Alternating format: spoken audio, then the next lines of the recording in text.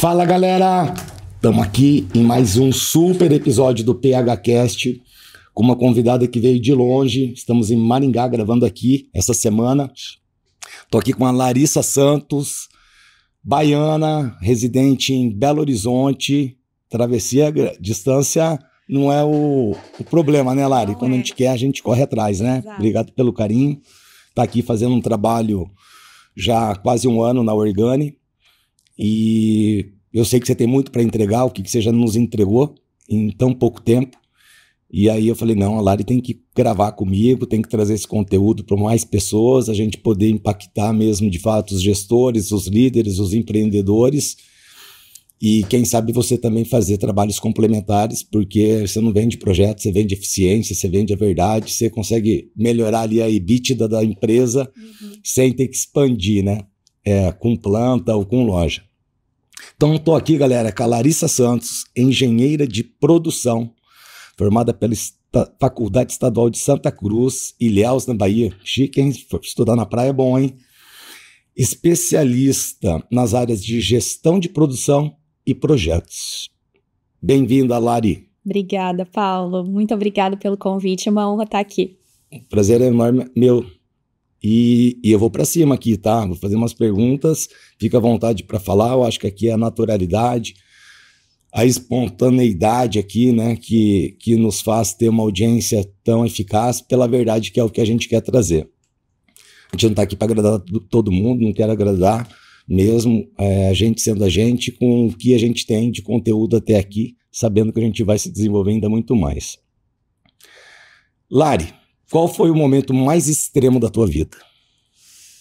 O momento mais extremo da minha vida foi quando eu me dei conta que a falta de recursos era muito comum para minha família. E foi o dia que eu acordei, eu tinha 8 anos de idade, e eu acordei e tinha um único pão para 4 pessoas na minha casa. Para minha mãe, meu pai, minha irmã e um para mim, né? Não, um pão para nós 4. E eu pensei, bom, essa é a minha realidade, que eu vejo que os pais têm um papel muito de romantizar, de tentar não passar todos os problemas para os filhos, né? Os pais acabam absorvendo muita carga para não deixar transparecer isso, mas esse dia eu vi que a pobreza assolava de forma muito forte a minha família. Mas também foi nesse momento que eu pensei, gente, eu tenho 2 opções na minha vida, 2 possibilidades. Chorar em posição fetal, culpar o sistema, culpar o universo, culpar a vida, ou tentar dar o meu sangue para tentar mudar a minha realidade e possivelmente mudar a realidade da minha família. Mas eu lembro que essa foi a situação mais extrema da minha vida. Isso no interior da Bahia. Já em Minas Gerais. Antes da gente entrar no tema específico dos processos de gestão e eficiência, eu quis te fazer essa pergunta porque recentemente eu soube dessa história e imaginava que você iria trazer ela. E também uma outra coisa que eu sempre valorizo muito nas pessoas é que recurso que tinha, de onde saiu e onde chegou. Embora admiro muito pessoas também que receberam negócios prontos ou heranças e multiplicaram ou que estabilizaram, mas a pessoa não tinha nada de recurso. Percorreu uma jornada rápida, incrível, né? Então, eu acho que a superação, né? É demais, admiro demais você. Mas eu lembro que você comentou também que ali no interior da Bahia você vendia cana na rodovia. Como que era isso aí? Na verdade, eu sou baiana, minha família toda, mas com 3 anos de idade, eu tinha 3 anos, meus pais decidiram vir em busca de melhores condições de vida em Minas Gerais. Atualmente, meus pais moram em Confins. E lá, a gente morava no interior, a gente morava numa roça. Meu pai era caseiro de uma fazenda e a gente começou, meu pai decidiu, não quero sair, né, quero empreender, e ele comprou uma máquina de fazer caldo de cana. E a gente teve que ir pra cima, a família toda, vamos vender caldo de cana na beira da estrada, pastel frito na hora, mas era do início ao fim. A gente ia pros canaviais, a gente colhia a cana, a gente chegava, raspava a cana, fazia toda a limpeza, vendia o caldo de cana na beira da estrada. Eu lembro que eu tinha 8 anos de idade nessa época, e foi um momento bem forte pra mim também, porque, gente, a minha realidade é essa. Então eu acordava 3 da manhã, 4 da manhã, ia com meu pai colher cana, né? Então, isso também foi muito forte para minha família. O exemplo arrasta, né? A dificuldade, em vez do pai maquiar, deixar dormindo, isso ferrar sozinho, isso tentar esconder A verdade fala, vem junto, vamos viver, foi o que despertou. Exatamente. Bom, galera, essa é a Larissa Santos, vocês já entenderam o poder dessa mulher aqui com relação a superar situações difíceis e com bastante clareza construir histórias diferentes a partir de pontos de inflexão, como foi esse dia aí, que você relatou que vocês estavam em 4 e tinha um pão. Lari, agora que o pessoal já te conheceu, entendeu quem que é essa mulher aí que está atrás desse CPF, e nesse ciclo de desenvolvimento, vamos atrás do conteúdo técnico que pode transformar aqui muitos negócios e trazer, de fato, a segurança financeira e que as empresas possam continuar crescendo, empregando, gerando valor. Eficiência operacional. Eu tinha uma dor, no caso aqui específico, era do controle de estoque. Aí depois a gente resolve aqui, aí dá um outro gargalo lá no faturamento. Aí resolve o faturamento, dá um gargalo lá na logística. Como identificar gargalos na estrutura organizacional? Legal. Quando a gente fala de gestão operacional, gestão eficiência, a gente pode fazer uma analogia com um cubo. Então, cada ajuste impacta no todo. Então, para você melhorar o processo de uma determinada área, às vezes você vai precisar pensar em mais 2 ou 3 áreas para isso impactar no todo da empresa. Então, essa analogia do cubo é super legal. Cada ajuste impacta no todo. E esse ponto sobre como identificar gargalos na operação, a gente tem alguns pontos para se perguntar e para se questionar. Então, se você tem uma atividade que gera muito retrabalho, então vamos supor, uma atividade de faturamento que você precisa ficar analisando as notas, erros, 2 horas por dia. Isso é retrabalho. Isso é custo invisível, eu chamo custo invisível de processos, né? Não são custos que não aparecem na DRE, mas é custo. Outro ponto muito importante, atividades, processos que dependem de uma única pessoa, isso se chama centralização. Então, amanhã, se essa pessoa é demitida, sai de férias, ela leva a informação com ela e essa operação para. Cada pessoa faz o trabalho de uma forma. Então, tem gente que anota na agenda, tem gente que anota no Excel, tem gente que anota na ferramenta mais robusta. Então, isso também não é legal, é um sinal de gargalo de processo. Outro ponto também, tudo depende do gestor. O time, ele não tem autonomia, ele não consegue fazer as atividades básicas ou tomar decisões básicas do dia a dia, porque o gestor se coloca numa posição de guarda-chuva para tudo depender dele.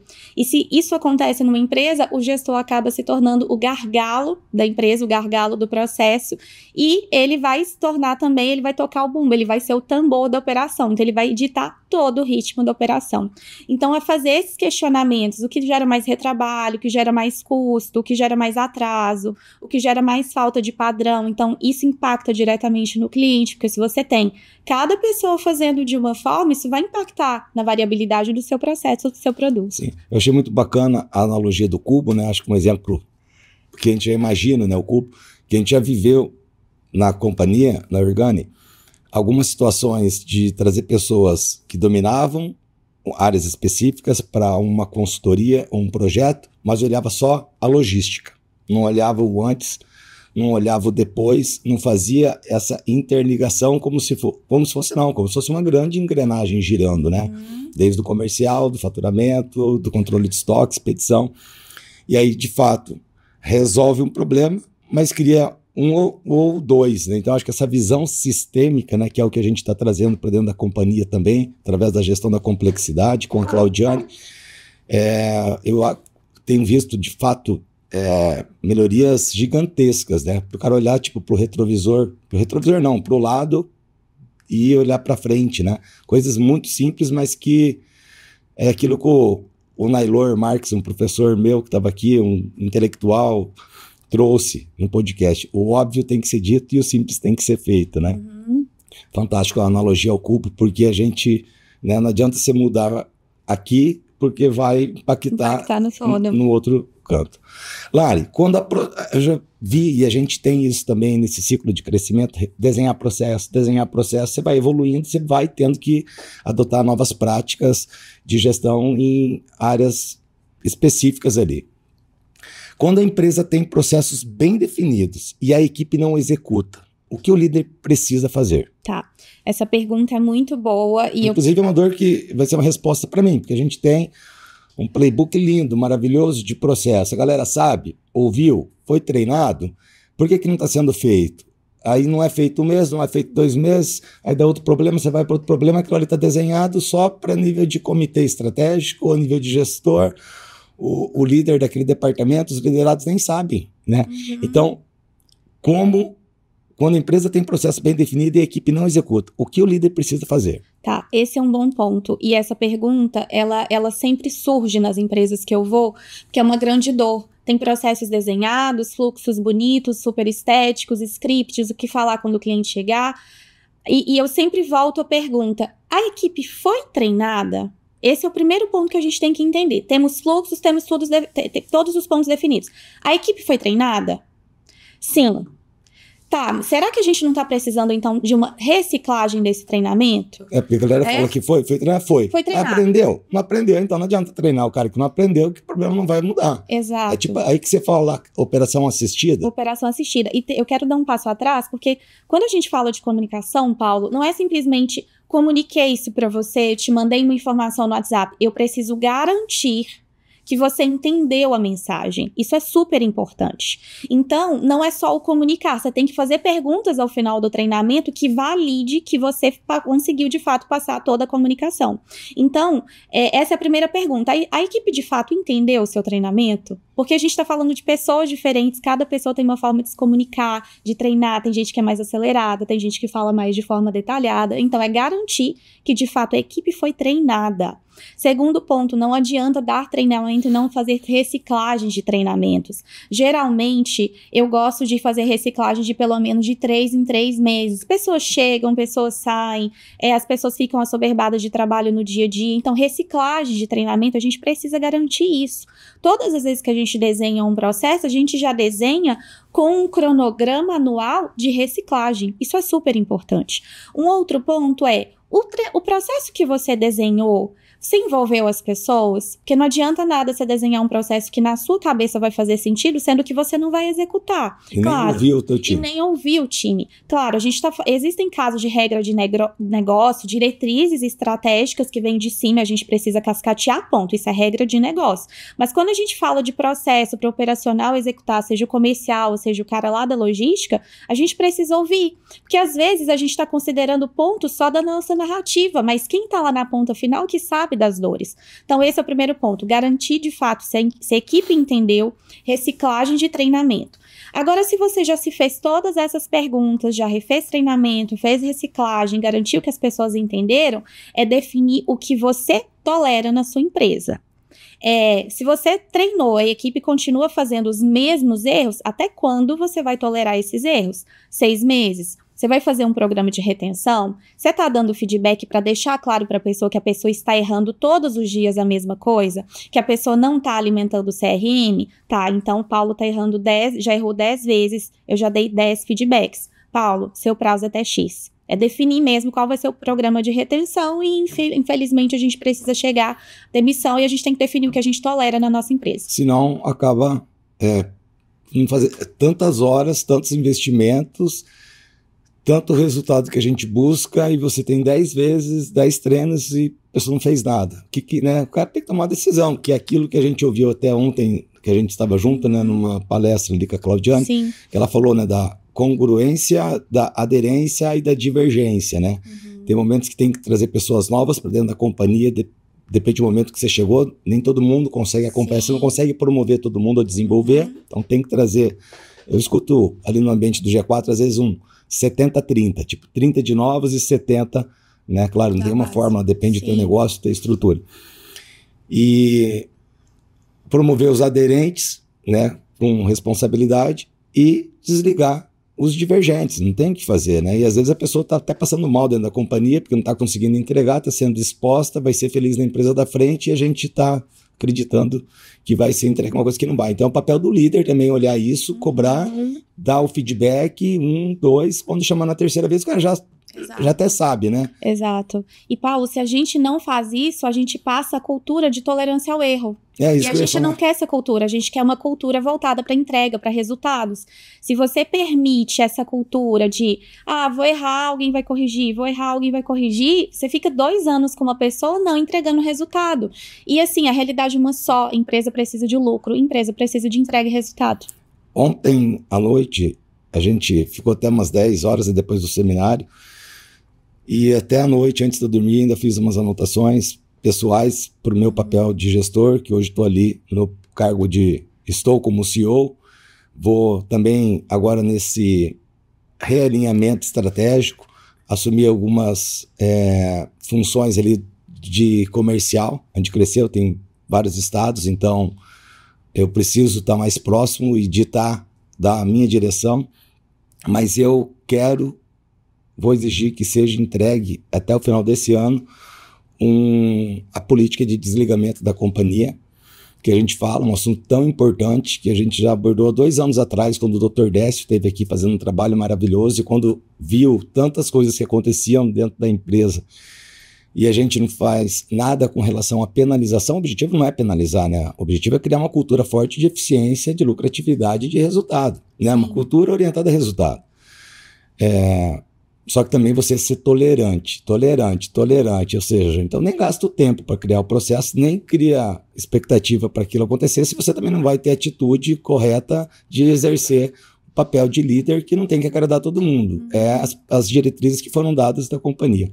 E eu vou exigir que isso seja até o dia 31 de dezembro, essa política desenhada, divulgada, comunicada, para a gente colocar o carro na pista a partir de janeiro de 2026, dá tempo para essa adaptabilidade, que o objetivo não é penalizar, mas de fato a gente conseguir medir por que não acontece. Então, é mais 2 pessoas que tem que contratar, é substituir, é criar um ritual. Então, trouxe até um insight que eu tive ontem à noite desses dias que a gente tem vivido. Sim.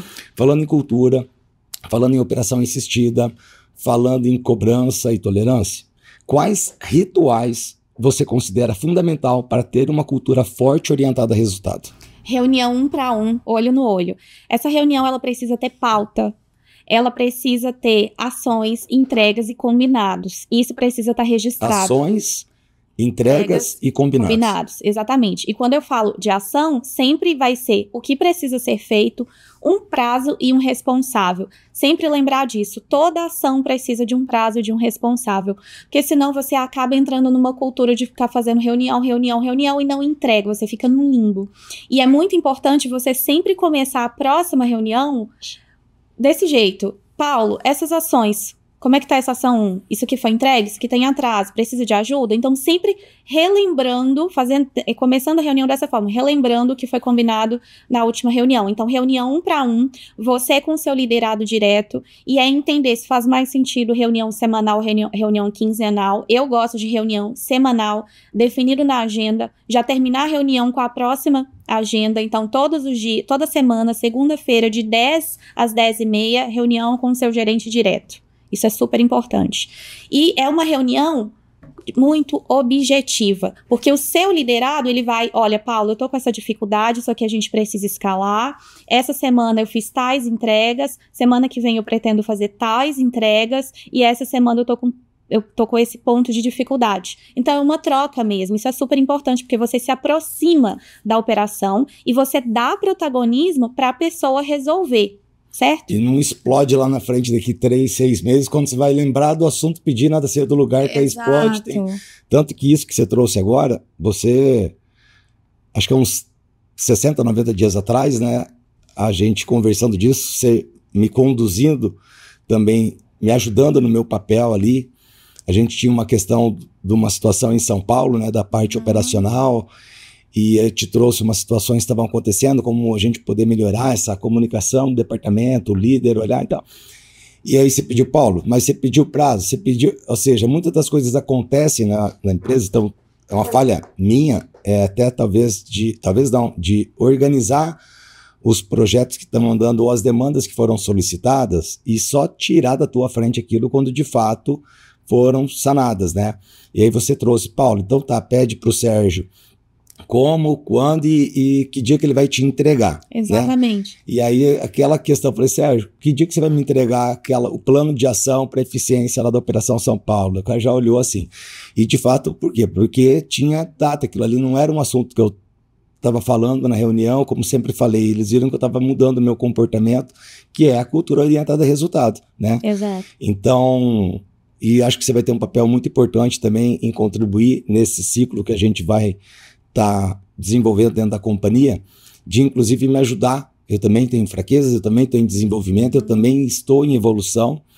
Então, eu preciso que você me ajude a estruturar os rituais e a rotina semanal, quinzenal e mensal, extremamente objetiva, com pontos de checagens, só para as coisas não morrerem. A gente gasta tanta energia e coisas tão importantes que amanhã a gente vai apagar um outro incêndio e acaba esquecendo, né, do que a gente tinha demandado e que era de muita importância, né? Exato, e a gente, fazendo esses ritos, a gente impede que a bola de neve cresça, porque senão você vai deixar para resolver um problema 3 meses, a bola já tá gigantesca, e se você tivesse diluído isso em reuniões diárias, ou semanais, ou mensais, a bola de neve não cresceria tanto, e você impediria, por exemplo, um custo estourado, um faturamento não atingido. Então, além dessa reunião 1 para 1, eu também gosto muito das reuniões semanais ali, gestor com time para cascatear, entender o que deu certo, o que não deu, o planejamento da semana. Então, por exemplo, galera, a gente tem X carregamentos previstos para essa semana. Semana passada a gente falhou que a gente não conseguiu atender o cliente X.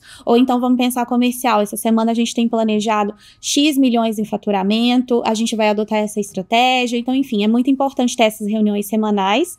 E reunião de resultados, a reunião de governança da empresa. Então, líderes-chave apresentando ali para o dono da empresa a autogestão, com pauta, com metas definidas. Eu gosto de ter uma coisa simples, indicadores definidos, apresento o que está verdinho, talvez o que está verdinho não precisa detalhar tanto, mas o que está em amarelo e o que está em vermelho, farol ali amarelo e vermelho, é detalhar. Porque o amarelo a gente chegando quase na bandeira vermelha. O vermelho, a gente não atingiu meta. Não atingiu por quê?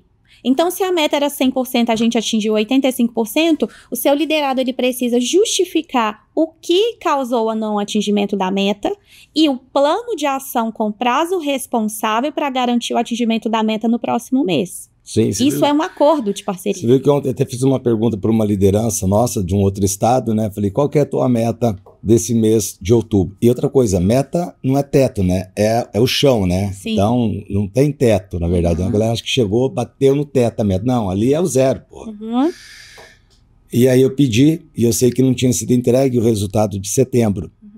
Tinha faltado acho que 15% a 20%. Aí a pessoa falou o número desse mês de outubro, né? Eu falei, beleza, mas acumulado com o de setembro, né? Então tem que ter atenção, senão o cara está tudo certo, né? Então acho que ter mesmo, de fato, a clareza, a objetividade, o olho no olho e a franqueza, porque senão a galera baixa a guarda. Baixa a guarda. Baixa a guarda e o papel, não só baixa a guarda, tem gente que tem que ser líder, mas tem um outro líder que tem, todo mundo tem uma cadeia de desenvolvimento, né, de responsabilidades, e o ser humano, cada um tem seu, né, você vai entrar lá no Big Five lá, né, da potência, dos pontos fortes, cada tem seus pontos fortes, seus pontos fracos, cada um organiza seu ritual, sua rotina, um no papel, outro no to-do, outro numa agenda eletrônica, outro no mural, mas tem que ter, cada um do seu jeito, mas a eficácia da cobrança, é que o pessoal mistura muito, né, Lari? O nome, o olhar, a pessoa do cargo. Eu vejo a grande dificuldade que acontece dentro das companhias, e eu também tinha até recentemente uma dificuldade de ter conversas difíceis, porque eu ia falar com a Larissa, não era engenheira de produção, para trazer eficiência operacional que não está acontecendo. Eu ia falar com a Larissa, que eu admiro, que me admira, que tem carinho. Eu não estou falando da Larissa, eu estou falando do que tem que ser feito, como tem que ser feito, quando vai ser entregue, se é possível ser entregue. Mas mistura-se, né?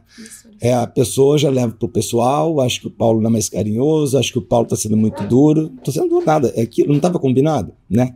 Então também tive que ressignificar até algumas coisas da minha conduta pessoal com relação às pessoas que eu gosto muito e continuo gostando, óbvio. Mas assim, o meu papel não é de agradar todo mundo. A verdade custa caro, mas constrói impérios, né, Lari? Sim. Lari, no mundo dos negócios, qual o erro mais comum que você vê os líderes cometendo? Bom, faltas de rituais para garantir que os indicadores definidos estão sendo atingidos e seguidos. Nossa, será que isso é normal nas empresas?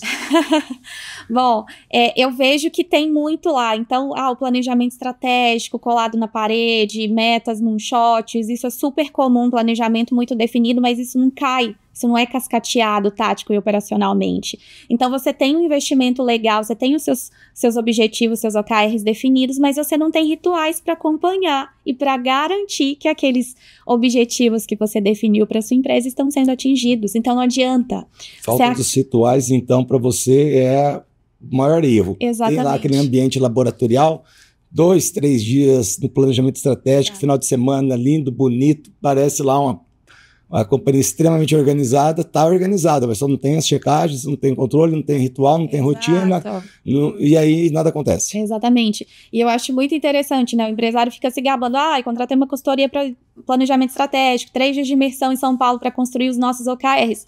Tá, mas cadê o elo, né? Como é que você conversa com o seu tático e o seu operacional? Porque quem garante a execução da sua estratégia vai ser o seu tático e operacional. Então, não adianta você definir que você quer atingir 3 milhões, 5 milhões de faturamento mensal se a sua operação não está conversando com esses objetivos estratégicos. Ontem eu quis fazer aquela pergunta para saber a resposta da pessoa. Sim. Né? Para saber como que o líder dela, que eu estou descendo junto, tem se comunicado. E como ela tem... Eu falei, e os liderados dela, né? No caso, os vendedores daquela loja em outro estado. Sim. Sabem o que tem que entregar no mês? Exatamente. Sabem o que tinham que entregar no trimestre? Como que está o trimestre? Estamos em outubro? Uhum. Como foi agosto e setembro? Né? Para fechar o trimestre. Não, julho, agosto e setembro. Uhum. Fechou? Bateu? Não bateu? Então, eu acho que essa questão da comunicação são coisas muito simples, né, Lari? Assim, a gente vê negócios com custos operacionais gigantescos, de 2, 3 milhões de custo operacional, uma energia muito grande de movimentação de produtos, de desenvolver, de vender, de marketing, de tudo. Cara, é a questão do ritual, é a questão da comunicação eficiente e uma palavra poderosa que você usou, que é isso aqui, que eu até marquei. Cadê o elo? Cadê o elo? Não tem elo. Não tem elo. E uma outra coisa que o Dr. Décimos ensinou aqui em Maringá, num encontro que a gente faz com as lideranças, é que o elo mais fraco concorre com o elo mais forte. Então não adianta ter uma corrente de ferro lá na frente do portão, se no meio dessa corrente tem um elo de plástico, Sim. Entendeu? Se esticar vai estourar. Então o elo mais fraco concorre. Então você tem uma área ineficaz, um líder fraco que não está apto para o cargo. Às vezes a gente fala fraco, não é para ser agressivo.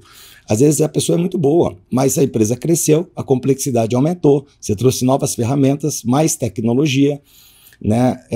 E aí aquela pessoa que exerceu aquilo por 5, 7 anos, às vezes está estrangulado para passar, para conseguir acompanhar. E aí eu vejo sempre tem BO e mistura-se o carinho com o negócio. Mas essa questão do elo, para mim aqui também foi um insight poderoso, né? Que falta dos rituais e o elo, que então você entende como o erro mais comum que os líderes que planejam tudo no ambiente bonitão, na sala da diretoria, saem, vão lá na fogo de chão comemorar, né, tá tudo pronto, no ambiente laboratorial. Exato. Agora vamos lá pro chão de fábrica, ninguém sabe porra nenhuma. Ninguém sabe nada.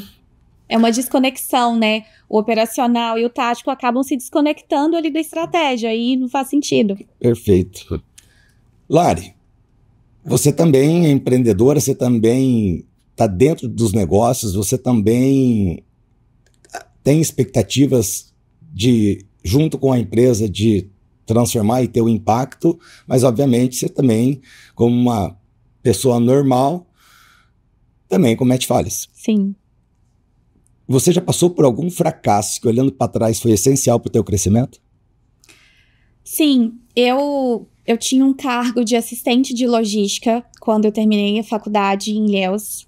E eu recebi um feedback não tão bom, assim, um feedback ruim, na verdade, né?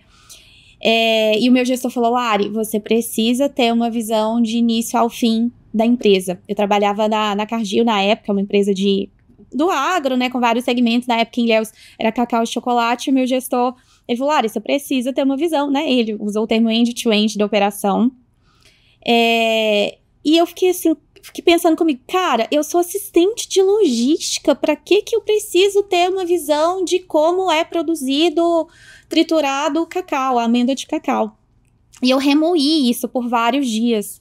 E eu lembro também nesse feedback que ele me perguntou, Lari, você tem alguma coisa para me falar? E eu pedi para ele me dar alguns cursos, algumas certificações, que na época a Cargill dava, mas só para cargos de gestão. E eu era assistente.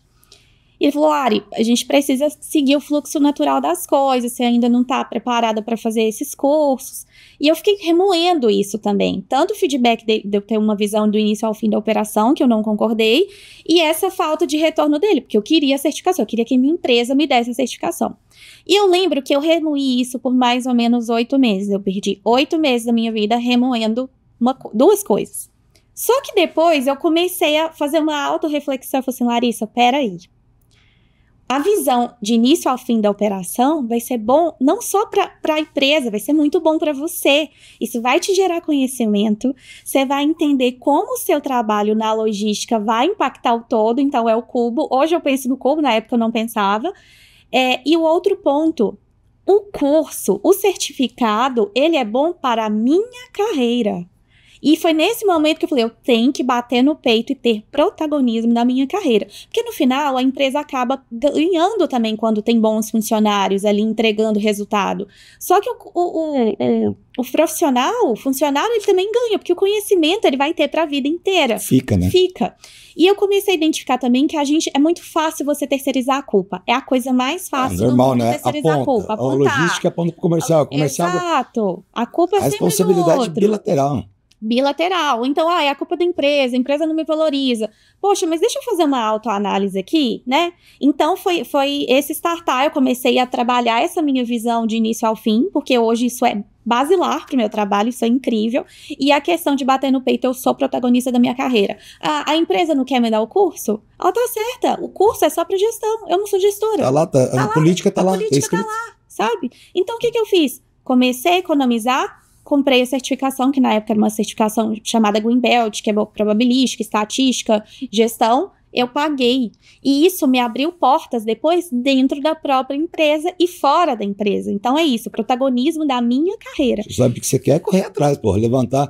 Eu vejo, igual você falou que remoeu 8 meses, foi resiliente ali, porque tem gente que já na semana seguinte já está disparando o currículo, no dia seguinte, e leva para o pessoal, acha que é incompetente, que o líder, o chefe, não te dá oportunidade, tá aquele mimimi, blá, blá, blá de todo mundo aí, que fica o tempo inteiro elegendo culpado da falta do protagonismo da vida dele mesmo, né?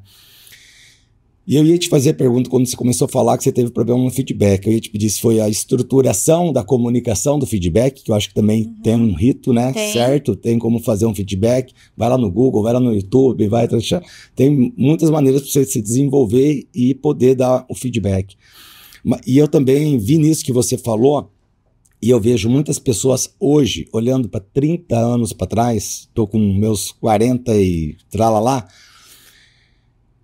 os professores mais duros, os chefes mais duros dessas pessoas são que estão sendo nos prefácios dos livros desses autores, né? O papel dele não é agradar, não é de ser pai, não é de ficar passando a mão na cabeça, é de falar o que tem que ser feito do jeito que tem que ser feito, né? Por isso que ele está naquele posto. Obviamente, tem cara que está no posto errado também, enfim, nem vamos desdobrar.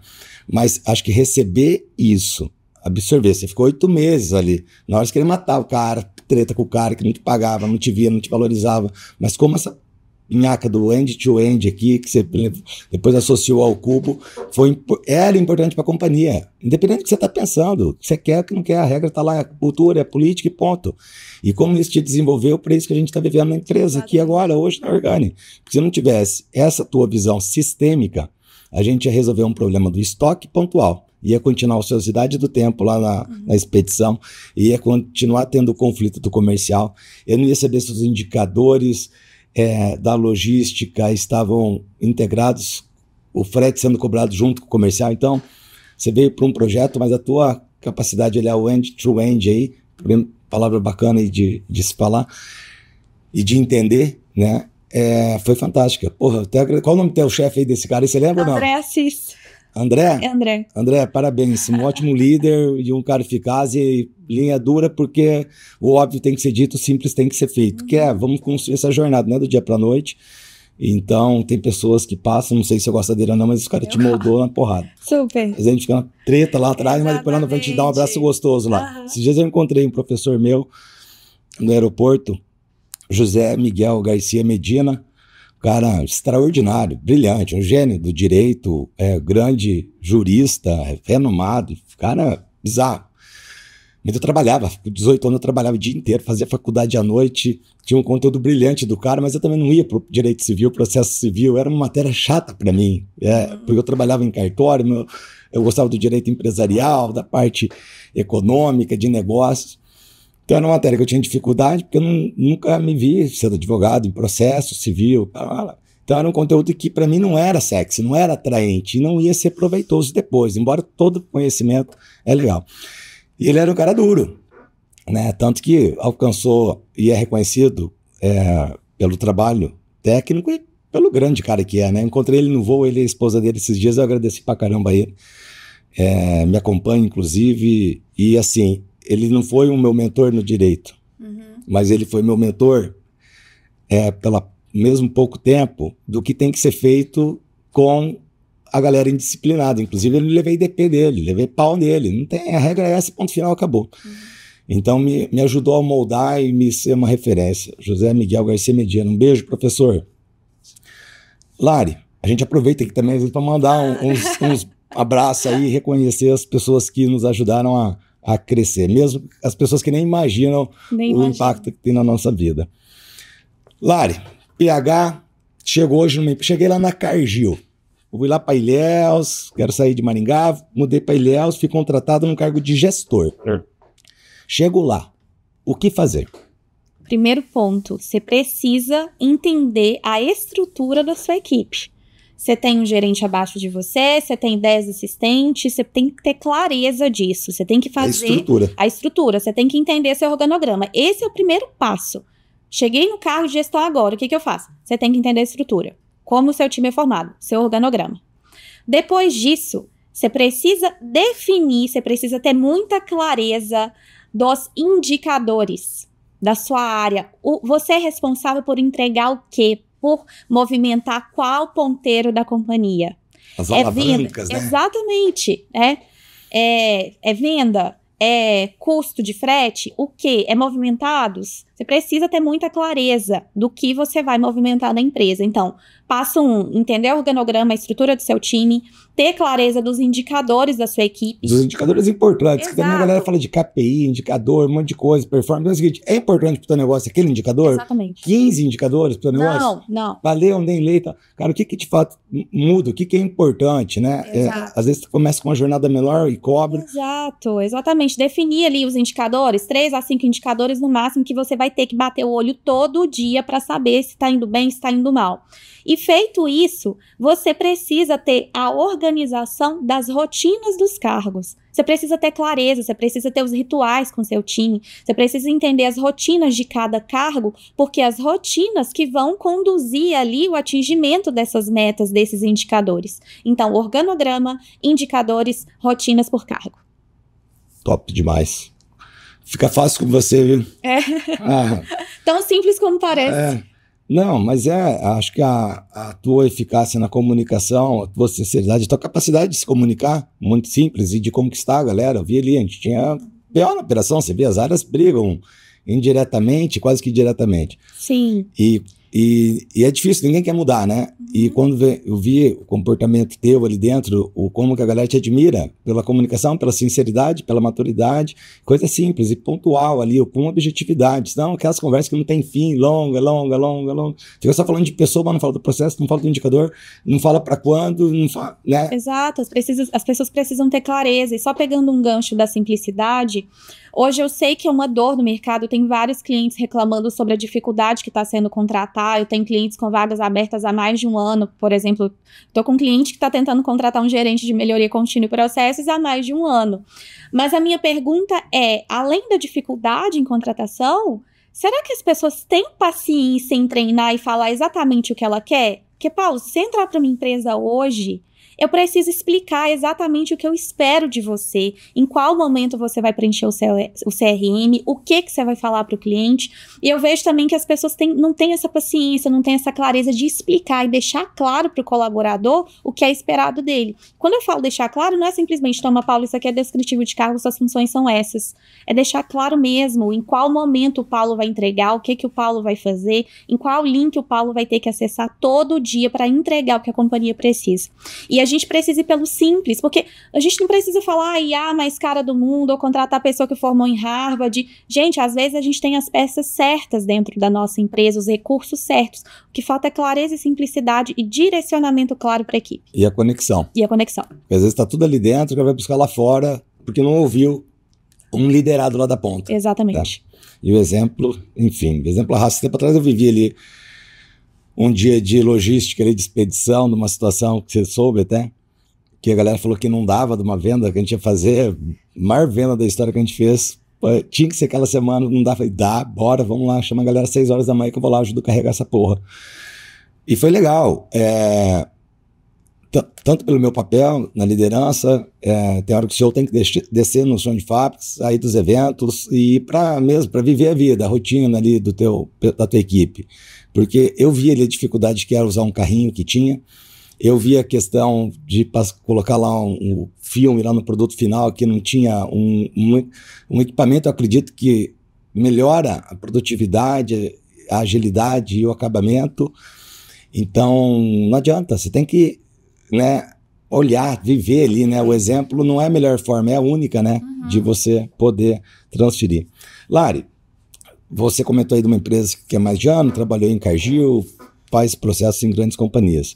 Se tivesse que apostar em um único princípio que pode levar qualquer negócio ao sucesso, qual seria? Bom, pessoas certas no lugares certos com processos certos. Simples assim. Simples assim. Essa pessoa certa no lugar certo, isso é uma coisa maluca. A gente vê o caos nas companhias e traz mais gente. A gente viveu isso, né? A gente viveu isso e até apresentou ontem na companhia. A gente dobrou de tamanho de equipe, de lojas, e a proporcionalidade não acompanhou, né? O faturamento não acompanhou isso, né? Então, a gente tinha dor, traz mais pessoas. Mas, na verdade, em vez de melhorar, aumenta o problema, aumenta o custo, tira resultado da última linha do DRE, né? Ou seja, diminui a margem. E, às vezes, a cadeira certa. A empresa cresceu, trouxe tecnologia, trouxe CRM, trouxe ClickUp, trouxe, né, de um veículo 10, e aí você acaba acreditando que aquela pessoa que está lá sozinha, de largada, às vezes, que a gente não acompanha, vai conseguir resolver tudo, né? E às vezes a pessoa não está mais apta para o cargo, né? Sim. Não é que não é competente, não é que não tem habilidade. Para aquela função que ficou mais complexa, você tem que ter ou uma divisão ou uma congruência, né? Que é trazer uma pessoa com uma habilidade mais desenvolvida para aquele novo momento, né? Mas a galera gosta de viver o caos, né? Existe um traço comum entre os grandes líderes que você conheceu ao longo da tua carreira? Sim, é o foco em resultado. Foco sempre em resultado, porque no final, a empresa quer resultado, a empresa quer lucro, né? A gente fala de pessoal, a gente fala de processos, mas o foco de uma empresa existir é lucro, é resultado. O que eu vejo então esse é o traço, foco sempre em resultado, foco em lucro ali, claro. E não é só a palavra bonita, é o foco. É o foco. Fogo, olhar aquilo ali de forma insana, todo dia, toda hora, porque o termo é bonito. Eu tô falando que eu também negligencio isso daí, entendeu? A gente fala cultura orientada a resultado, beleza, tem 2 anos que não tá entregando resultado lá, qual que é o exemplo que eu tô dando, mantendo a pessoa ali na companhia? Uma pessoa bacana, então não tô falando da pessoa, tô falando do que tinha que ser entregue, por que a empresa precisava daquilo, pela saúde financeira, por essa responsabilidade social, em virtude do ciclo de crescimento, com um propósito bem claro e tal. Mas por quê? Então a gente fala da cultura orientada a resultado, foco em resultado, mas é o seguinte, cadê o foco? Você não tem foco, você não tem, você se perde, você não tem nem organização. Exato. Né? Eu tô falando pra mim mesmo, tá? Eu tô vendo no espelho aqui, essa porra. Esse traço, ele é comum em todos os empresários, né? Porque é a nossa empresa, a nossa vida toda tá ali. Eu vou pegar o protagonismo um pouco. No meu caso, que a minha empresa só tem eu, né? Hoje é muito comum, tem até... Amém, Senhor. Claro que eu falo assim, mas qual soltar? Não, né? Brincando, um negócio diferente, mas assim, eu só não vou citar nome, pessoas que têm, igual você, um conhecimento específico brilhante, de uma área estratégica, mas conhecimento tá aqui. É difícil você escalar o teu negócio, escalonar o teu negócio, né? Aí tem um programa de partner, né? É fusão com outro, porque é difícil, você vai contratar, você vai viver as dores das companhias, Sim. trazer gente, prepara, treina, 1, 2, 3, 6 meses, vai dar BO com o teu cliente lá, o cara vai te ligar lá, não sei do que, daqui a pouco a pessoa sai porque o feedback ela recebeu diferente, é um caos. E aí a pessoa, pessoa brilhante, mas a dificuldade é transferir o conhecimento, o capital, criar cultura para baixo. Então, eu penso, eu só não vou poder... Talvez numa hora certa, eu acho que eu até já ventilei com ela, tenho liberdade para falar isso, mas assim, porra, volta para você sozinho. Quem trabalha para quem na tua empresa? Você trabalha para tua equipe inteira, tem 7, 8 lá, quanto sobra aí? Quem trabalha para quem? Você tem um monte de contrato bom, precisa ter 10 contratos, tá trabalhando nos 10 contratos para pagar a tua equipe, não sobrar nada para você e o cara te deixar na mão. Pega 3, 4, vai viver a vida e coloca o dinheiro no teu bolso, você sabe o que você tem para entregar. Exato. Então tem hora que é foda, a gente quer crescer, né? A gente quer mudar a vida da galera, mas a galera quer mudar. Exatamente. Ele quer mudar. Eu já peguei na mão de cara, levei no Sebrae para fazer um Empretec. Pior experiência que eu tive. O cara me criticou ainda. Falou que foi a pior semana da vida dele. O cara não estava pronto, não quer mudar. Eu queria mudar a vida do cara que não queria mudar. E por que ele tem que mudar? Ele também não quer mudar. O idiota fui eu mesmo. Né? Então, mas a gente tem, né, isso dentro da gente, né? Talvez por conseguir a gente ter conquistado algumas coisas. E o difícil pra gente é gostoso, não é? Exato. Não é nem um pouco sacrificante. A gente sacrifica algumas coisas simples, né? Que também muitas coisas sacrifica, não agrega muita coisa pra gente no final da vida. Mas é isso.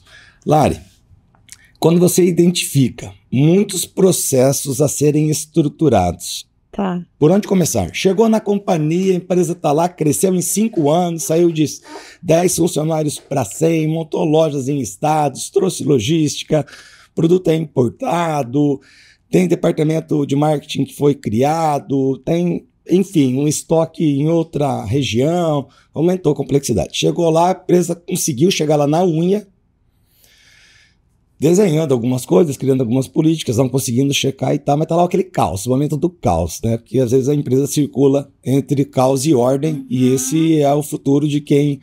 o empreendedor do futuro é o cara que tem que navegar entre caos e ordem, né? Sim. Mas você chegou na empresa com esse cenário. Quando você identifica muitos processos a serem estruturados, que ou seja, tá tudo caos, não tem nada. Onde começar? Bom, eu sempre vou focar em esforço e impacto. Sempre. Então, esforço e impacto. Exatamente. Tem gente que usa esforço, impacto e prioridade, né? Exato. Essas 3 verticais. Exatamente. Esforço, impacto e prioridade. Por quê? Explica pra gente.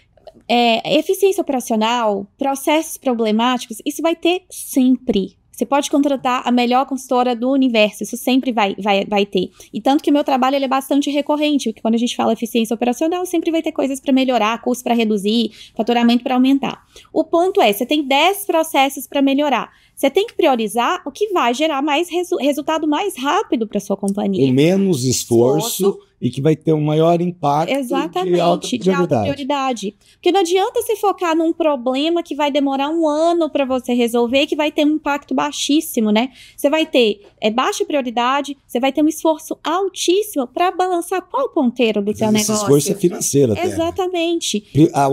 Eu vejo também, até internamente, a questão da dificuldade do pessoal, e a gente até ouviu relatos de pessoas da nossa equipe ali, né? Bacana quando a gente vai ouvir, né? E a pessoa foi sincera que tem dificuldade de priorizar. Às vezes tem lá um pedido de R$1.000 e um pedido de R$100 mil. O cara, às vezes, vai nesse aqui que... Pô, é aqui que tá o teu ouro, né? A dificuldade do pessoal, e aí talvez o direcionamento claro do líder, alinhado com as diretrizes, é excepcional. Então, priorizar é que a gente acredita que eu vou passar para lá 100 e 1.000, e você já o óbvio tem que ser dito. Você acha que o cara sabe? Não, Lari, seguinte, faz esse aqui primeiro de 100, depois você faz esse de 1.000, vai dar certo. Exatamente. Mas a gente não fala. Não direciona. Aí 10 segundos, Aí daqui lá na frente não aconteceu, porque o pedido ficou emperrado, porque o cara colocou um problema que não enxergava pela limitação também ali, às vezes até de treino, de qualificação ou de jornada profissional, né? Então, coisas muito simples, né, que eu vejo as dores dos negócios, a clareza dos indicadores financeiros que não estão estruturados, o DRE, a gente fala de alavanca. Cara, você fala de alavanca, que alavanca eu vou mexer no meu negócio para aumentar o resultado? É montar mais uma loja? É expandir ou é tirar custo, né? Porque não é só faturamento. O André Luiz, meu sócio, grande amigo, irmão de uma vida inteira, uma das pessoas que eu mais adoro na minha vida, até pela confiança, e é meu sócio, ele participa de um conselho de administração de um grande grupo aqui do agro no Brasil, e ele usa o termo assim, ó, custo é igual cabelo e unha, tem que cortar sempre. Não. Porra, o cara é um grupo gigantesco. Então, enquanto eu, Paulo, olha para o futuro, visão, a bola, o globo, já não tem mais divisa, estamos empresa no Vietnã, você quer crescer, quer expandir, quer gerar, bacana, mas não é isso só.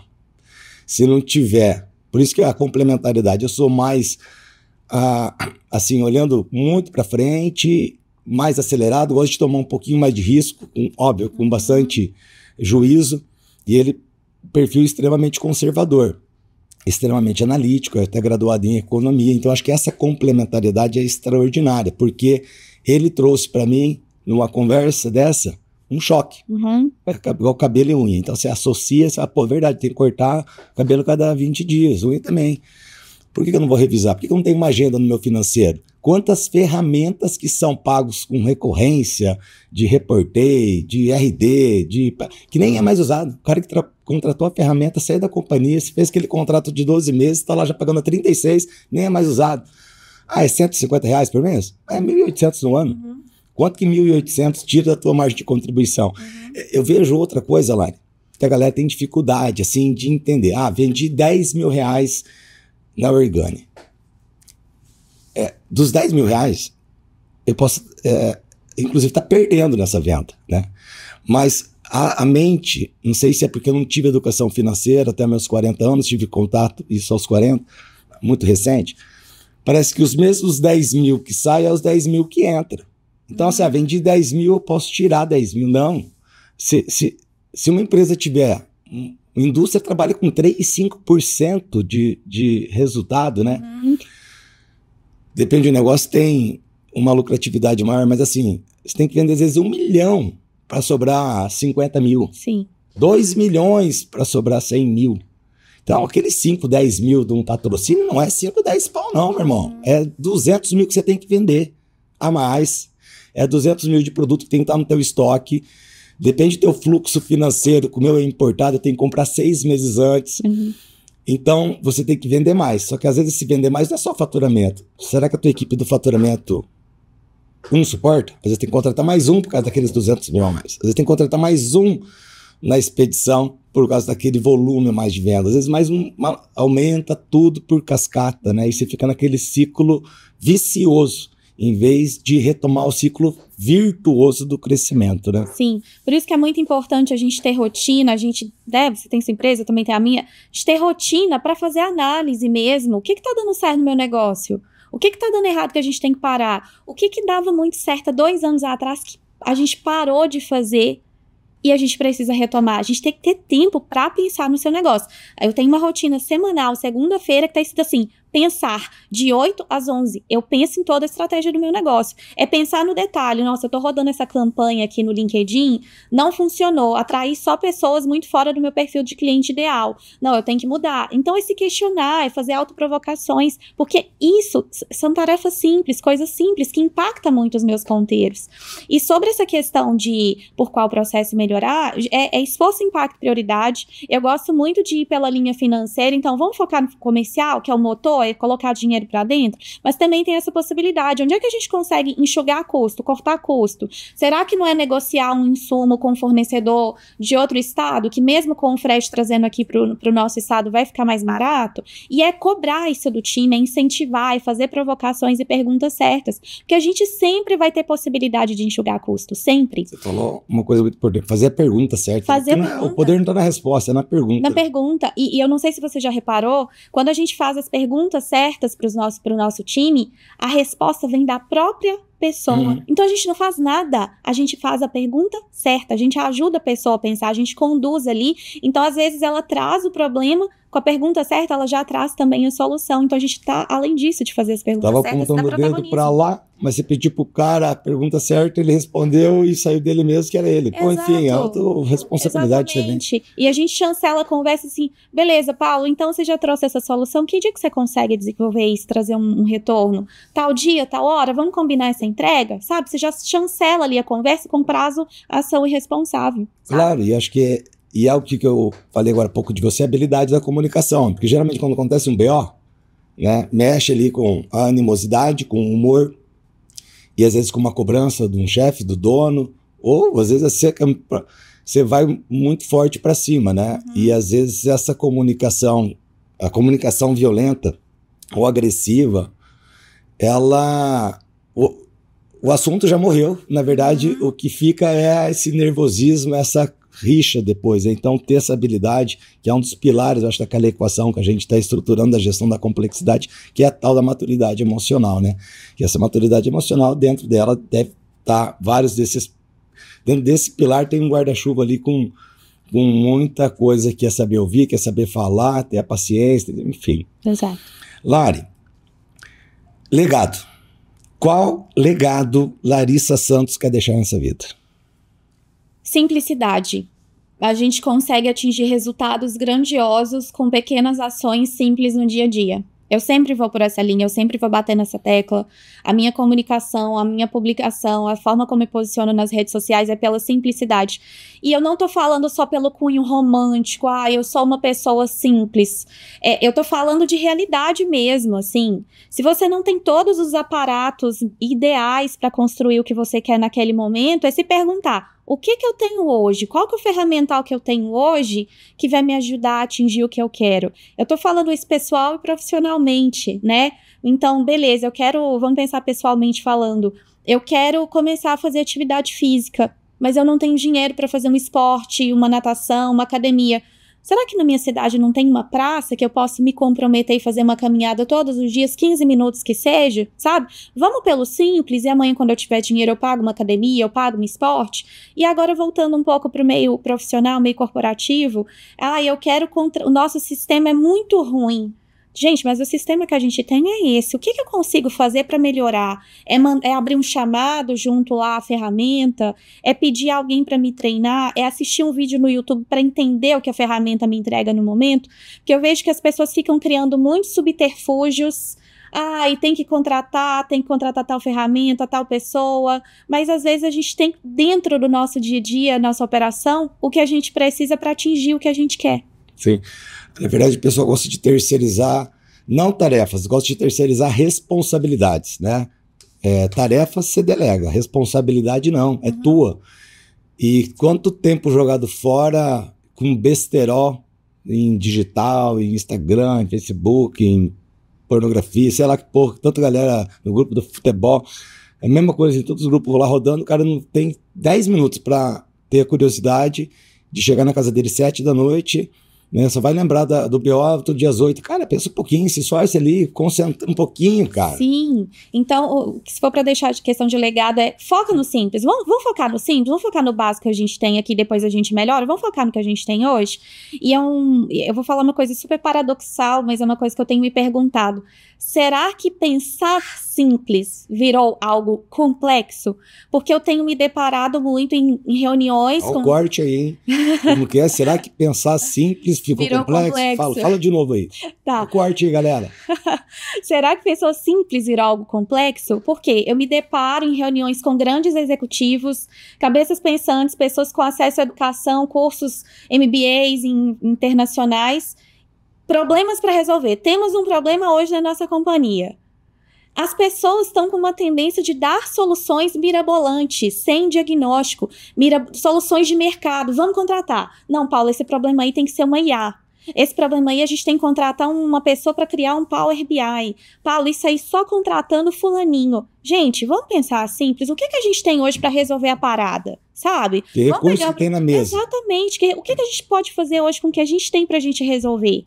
Ah, mas não vai ficar perfeito. Não, gente, nada é perfeito. Antes feito que perfeito. Exato, exato. E aí você vê que vem o salvador da pátria com ideias mirabolantes, sem estar olhando para o cubo. Exatamente. Entendeu? Resolvendo ali com analgésico problema pontual. Exato. Resolveu aqui hoje, né? Exatamente. Às vezes amanhã ou semana que vem, no outro mês, vai estar o mesmo problema naquele mesmo lugar, ou transferiu para outro departamento, né?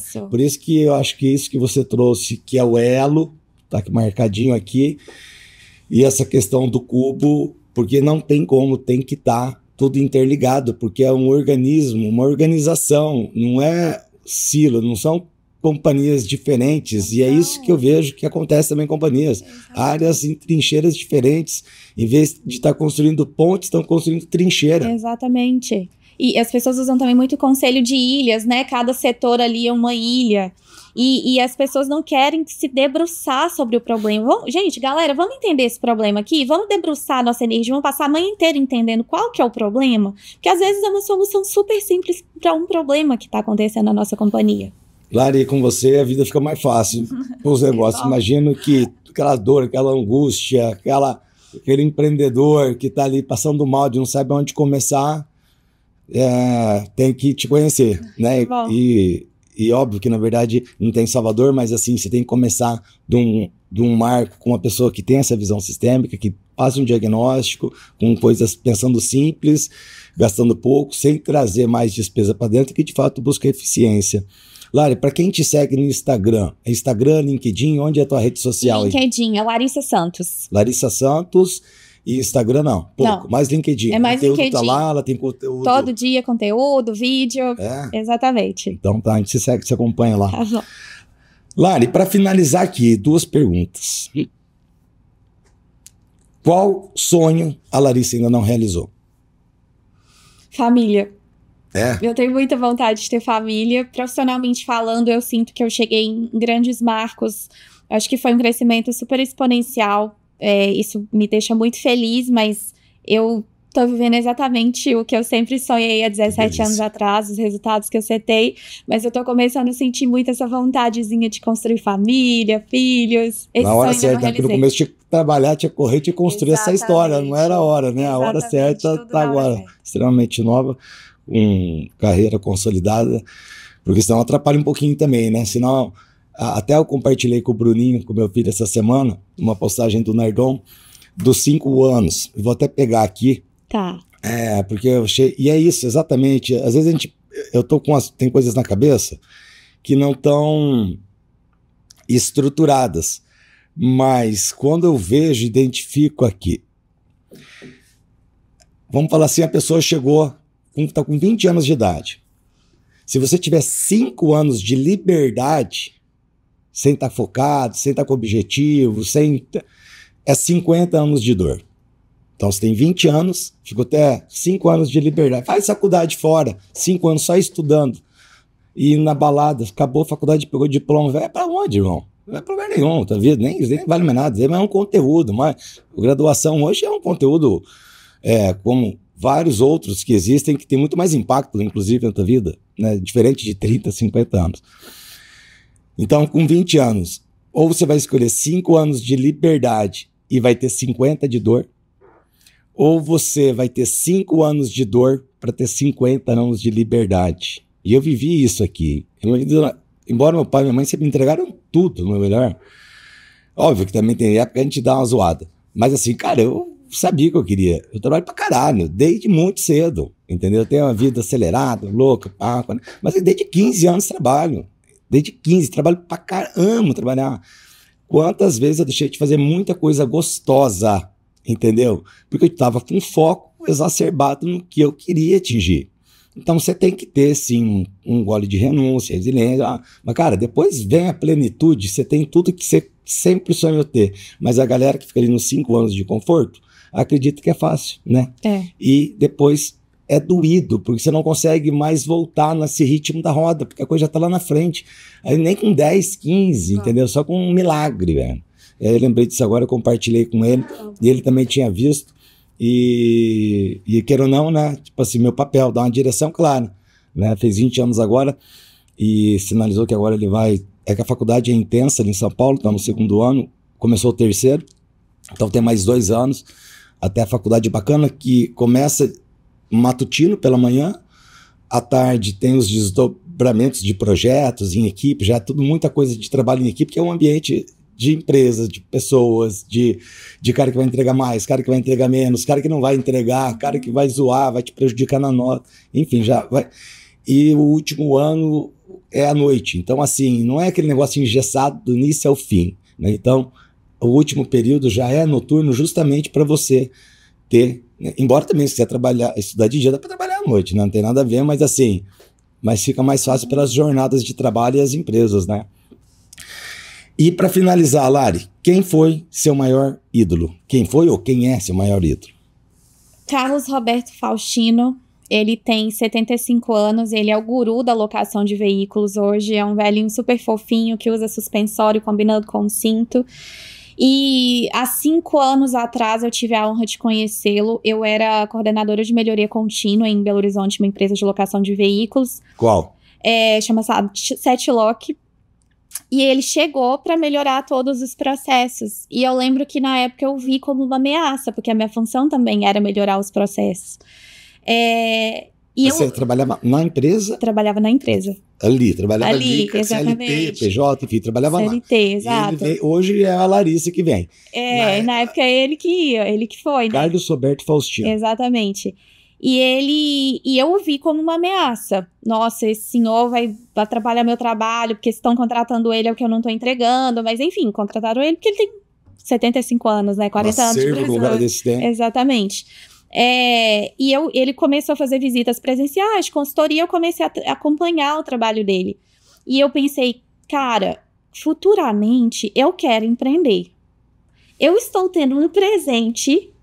foi a forma como eu adotei, né? É o que eu te falei. A gente sempre tem 2 opções. Ou a gente chora em posição fetal e culpa o sistema e tudo, ou a gente abraça e vê o que a gente tem de bom ali naquela situação.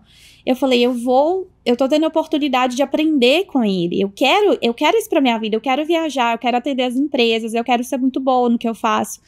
Eu vou convidar para ele ser meu mentor. Do nada, eu nem sei se ele nem presta serviço de mentoria, ele é consultor para locadora de veículos, seu Faustino, eu quero que o senhor seja o meu mentor.